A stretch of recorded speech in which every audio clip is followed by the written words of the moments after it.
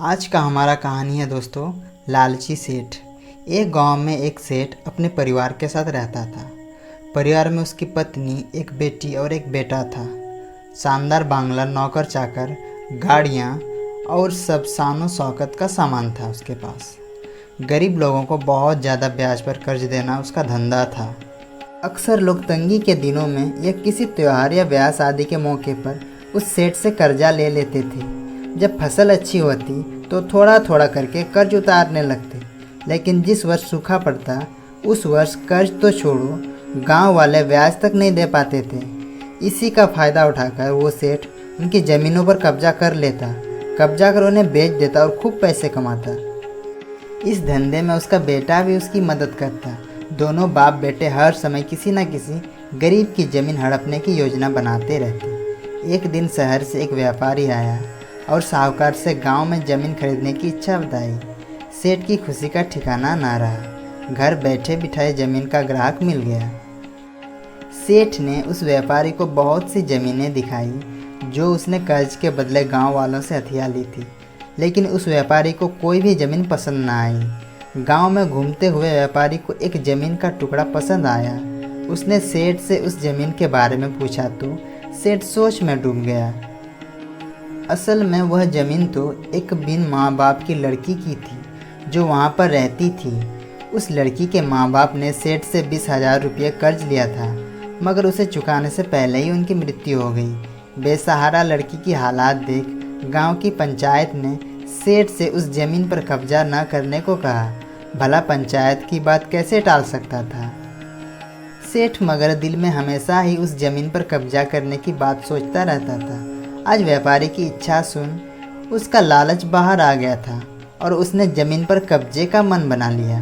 कर्जे के सारे कागज ले वह उस लड़की के घर पहुंचा और कर्जा वापस करने की बात कही। जब उस लड़की ने अपनी परेशानी बताते हुए और समय मांगा तो सेठ ने कब्जा करने की धमकी दी। कब्जे की धमकी सुनकर वह लड़की पंचायत के मुखिया के पास गई और उसकी ज़मीन को बचाने की गुहार लगाई। सारे गांव में यह बात आग की तरफ फैल गई कि सेठ उस बेसहारा लड़की की ज़मीन पर कब्जा करने वाला है। यह बात उड़ते उड़ते सेठ की बेटी के कान में पड़ी। अपने पिता के लालच की बात सुन के उसके मन में बहुत दुख हुआ। उसने अपने पिता से इस बारे में बात करने की कोशिश की, लेकिन सेठ को तो सिर्फ मुनाफा ही दिख रहा था। उसे बेसहारा लड़की की दुर्दशा या अपनी बेटी की निवेदन का कोई असर न हुआ और उसने उस ज़मीन पर कब्जे का ऐलान कर दिया। सेठ की बेटी ने भी जिद पकड़ ली कि उस लड़की की ज़मीन पर कब्जा न होने देगी, पर अपनी एक न चलती देख उसके दिमाग में एक योजना सूझी।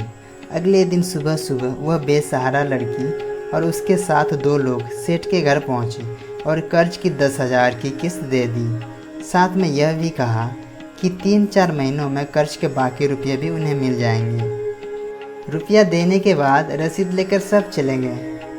चूँकि अब किस्त मिल गई थी इसलिए पंचायत ने भी कब्जा नहीं करने दिया। सेठ बहुत परेशान था कि आखिर उस लड़की के पास इतना सारा रुपया कहाँ से आया। कल तक तो वह दाने दाने को तरसती थी और आज 10,000 रुपया दे गई। कुछ भी ना समझ आने पर उसने गांव वालों से भी पूछताछ की, लेकिन कोई भी रुपयों के बारे में नहीं जानता था। कुछ दिनों बाद वह लड़की फिर 2 गांव वालों के साथ आई और कर्ज की बाकी रकम चुकाकर रसीद और कर्ज के सारे कागज ले गए। सेठ परेशान हो गया कि आखिर इस लड़की के पास इतना धन आया कहाँ से। इस तरह कुछ दिन और बीत गए। एक दिन सेठ को खबर मिली कि उस बेसहारे लड़की ने अपनी ज़मीन बेच दी है। कुछ कर तो सकता नहीं था। जब उस सेठ ने जाकर देखा तो चौंक गया। ज़मीन पर एक बोर्ड लगा था। उस बोर्ड पर ज़मीन के मालिक का नाम देख सेठ की मानो सांसें रुक गई हो। मालिक के नाम के आगे लिखा था उसकी अपनी बेटी और उस लड़की का नाम।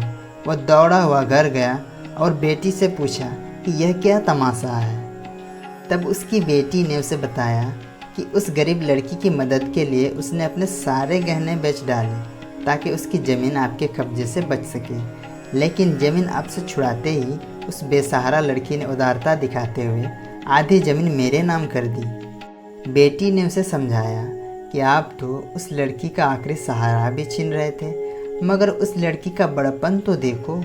उसने ज़मीन छुड़ाते ही मेरे गहनों के बदले अपनी आधी ज़मीन मुझे दे दी। यह सब सुन सेठ को शर्मिंदगी महसूस हुई और उसने भविष्य में कभी किसी की ज़मीन पर कब्जा न करने का वचन दिया। दोस्तों, हमें किसी की मजबूरी का फ़ायदा नहीं उठाना चाहिए, क्योंकि जब हम किसी की मदद करते हैं तो उस वक्त वे हमें भगवान की तरह देखते हैं। इसलिए हमें किसी के दुख का फ़ायदा उठाने के बजाय साथ देकर उनका मनोबल बढ़ाना चाहिए।